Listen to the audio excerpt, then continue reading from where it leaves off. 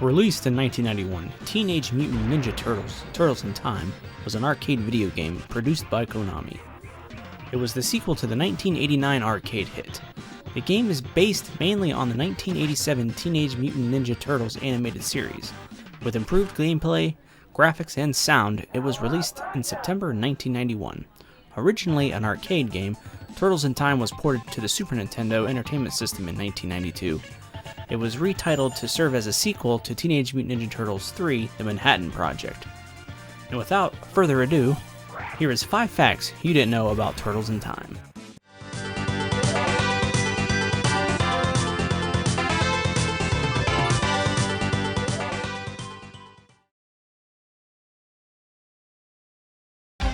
Number 5. Same game, different name. Well, alright, don't get me wrong, this is not exactly the same game, but it was the same year a game that borrowed many elements from Turtles in Time. Teenage Mutant Ninja Turtles: The Hyperstone Heist was released for the Mega Drive and Sega Genesis. The gameplay of the Hyperstone Heist is heavily based on the second TMNT arcade game, Turtles in Time, which was ported to the Super Nintendo during the same year. The controls are similar to Turtles in Time, but the ability to dash is now assigned to a specific button, and the player can no longer throw enemies towards the screen. The game shares nearly the same soundtrack and sounds as Turtles in Time, but the music plays faster in the Hyperstone Heist. Though there are fewer than half the levels as Turtles in Time, each level is longer.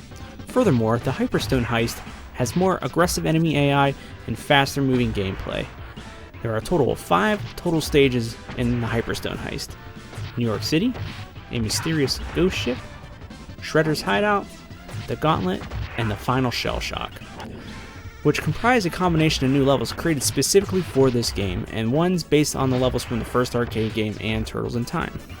The bosses include Leatherhead, Rocksteady, Tatsu, Baxter Stockman, Krang, and Super Shredder. Number 4. Teenage Mutant Hero Turtles: Turtles in Time. You heard that right. I'm sure a lot of people here in the US probably never heard of this. That is because as harmless as the 1988 cartoon series was, it was still heavily edited for broadcast in the UK and much of Europe. Due to more strict censorships, many of the action sequences had to be trimmed so that the turtles weren't seen using weapons too often. Poor Michelangelo suffered the worst. In the UK, nunchucks are restricted, which meant his fight scenes were replaced with him using a grappling hook instead. The name of the show was even changed to Teenage Mutant Hero Turtles, because the word ninja had a violent connotation. So, which means the game was called Teenage Mutant Hero Turtles: Turtles in Time. Hey, come back here! I still got 5 more payments to make on those! Number 3. Re-release. Turtles in Time was ported to the Super Nintendo in 1992 under the title Teenage Mutant Ninja Turtles 4: Turtles in Time. Years later, the arcade version of Turtles in Time was revisited on newer consoles. It was developed and published by Ubisoft Singapore for the PlayStation 3 and Xbox 360 in 2009. Ubisoft released a downloadable 3D remake of the game, Teenage Mutant Ninja Turtles: Turtles in Time Reshelled, for Xbox Live Arcade and PlayStation Network. Enhancements were made to reshelled over the original game. The graphics were created completely in 3D, with players now moving in and out of a true 3D camera. The opening and closing cinematics were redesigned with a new stylized comic book feel. The vocal quips of the arcade version returned, but re-recorded by the cast of the 2003 cartoon. The original music, including the original theme song, had been replaced with new compositions. Reshelled also features survival and quick play modes, as well as leaderboards which track players' high score. However, the game does not feature any of the original levels that were featured in the Super Nintendo version of the original game. The game was later removed from the Xbox Live Marketplace and PlayStation Store in June 2011, due to an expired license. Number 2. Unlockable version. A slightly altered version of the arcade game was included as an unlockable bonus in the GameCube, PlayStation 2, and Xbox versions of TMNT 3, Mutant Nightmare from 2005.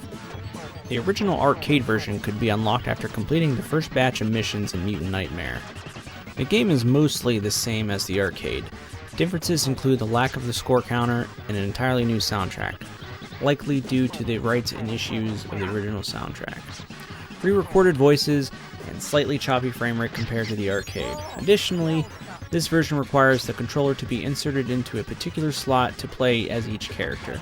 This means that if one plays the game on a PlayStation 2 without a multi-tap, it is not possible to play as Donatello or Raphael, as the default PlayStation 2 only features 2 controller slots. But that's pretty cool you have an unlockable original version in a re-release. Alley Cat Blues.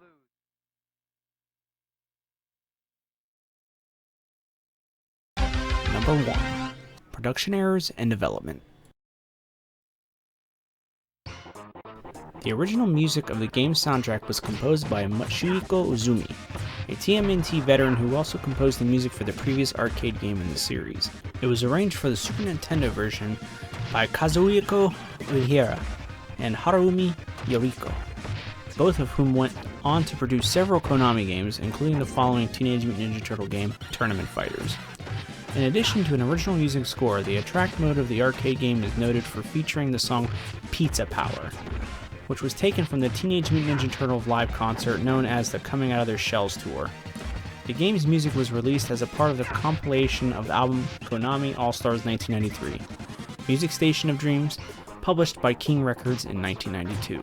And as for production errors, in the reshelled remake of the game, the announcer only says Technodrome. When you reach the final stage, which it should be, Technodrome, the final shell shock. Also, despite the previous game, the Manhattan Project was never released in PAL territories.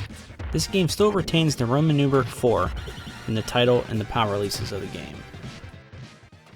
And there you have it, 5 facts you didn't know about Turtles in Time. Maybe you knew some, maybe you didn't. A lot of this stuff doing research on this, it was pretty interesting. I didn't know half the stuff on here. I figured this would be a great video to start off my channel. I never played Turtles in Time until my adulthood, and I love it. It's a great game. Hard as hell, but it's a good game. I really want to try the Hyperstone heist. Watching gameplay from that looks really, really cool, and I want to see the comparisons on that compared to Turtles in Time. But that'll do it for me today. Please subscribe, please like this video. If you didn't like it, please give a thumbs down. If you loved it, please give a thumbs up. If I missed anything or stuff I never covered in this video, please comment below. And until next time, Johnny Retro.